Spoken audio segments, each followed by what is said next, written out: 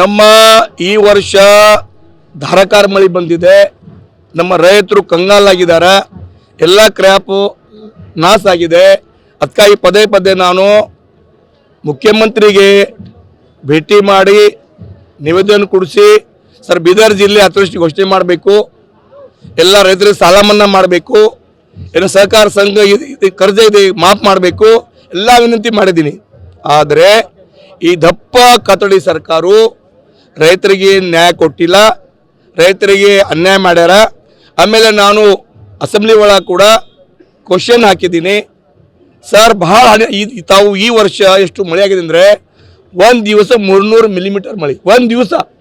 ಎಲ್ಲ ಮಣ್ಣು ಹೋಯ್ತು, ನಮ್ಮದು ಎಲ್ಲ ಸೋಯಾಬೀನ್ ಹೋಯ್ತು, ಹೆಸರು ಹೋಯ್ತು, ಉರ್ದು ಹೋಯ್ತು, ಕಬ್ಬು ಹೋಯ್ತು, ಜವಾಲ ಹೋಯ್ತು, ತೊಗರಿ ಎಲ್ಲ ಲಾಸ್ ಆಗಿದೆ.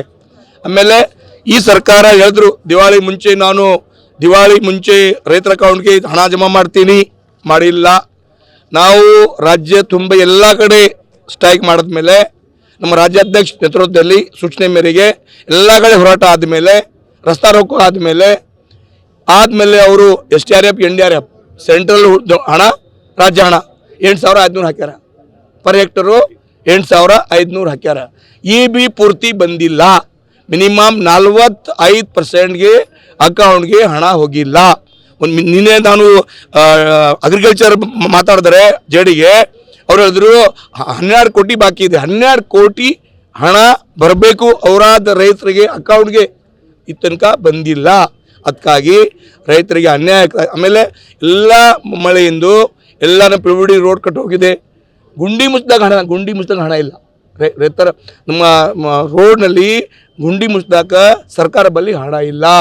ನಾವು ರೋಡ್ ಕಟ್ ಆಗಿದೆ, ಬ್ಯಾರೇಜ್ ಇದೆ, ಹಳ್ಳ ಇದೆ, MI ಟ್ಯಾಂಕ್ ಕಟ್ ಆಗಿದೆ, ಎಲ್ಲ ಮಾಡಿದ್ರೆ ಬಿ ಸರ್ಕಾರ ಈ ತನಕ ಏನು ನ್ಯಾಯ ಕೊಟ್ಟಿಲ್ಲ. ಅದಕ್ಕಾಗಿ ತಾವೇನು ಕಮೆಂಟ್ ಮಾಡಿರಿ, ನಮ್ಮ ಬೇಡಿಕೆ ಇತ್ತು 25,000 ಪರ್ ಎಕರೆ ರೈತ ಕೊಡಬೇಕು.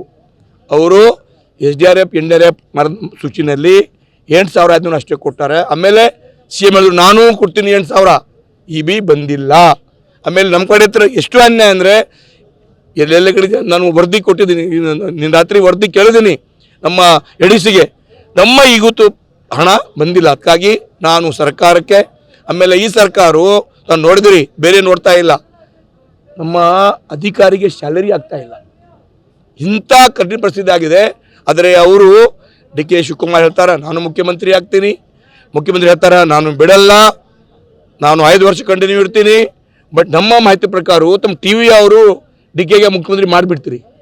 DKಗೆ ಮುಖ್ಯಮಂತ್ರಿ TV ಅವ್ರು ಮಾಡಿಬಿಡ್ತಾರೆ. ಅವರು ಹೈಕಮಾಂಡ್ ಮಾಡ್ತಾರೆ ಬಿಡ್ತಾರೋ ಬೇರೆ ವಿಷಯ, ಈ ಮುಖ್ಯಮಂತ್ರಿ ಜನ ಕೊಡ್ತಾರೆ ಬಿಡ್ತಾರೆ ಬೇರೆ ವಿಷಯ. ಬಟ್ TV ಅವರು ಮಾತ್ರ 100% DK ಶಿವಕುಮಾರ್ಗೆ ಮುಖ್ಯಮಂತ್ರಿ ಮಾಡೇ ಮಾಡ್ತಾರೆ.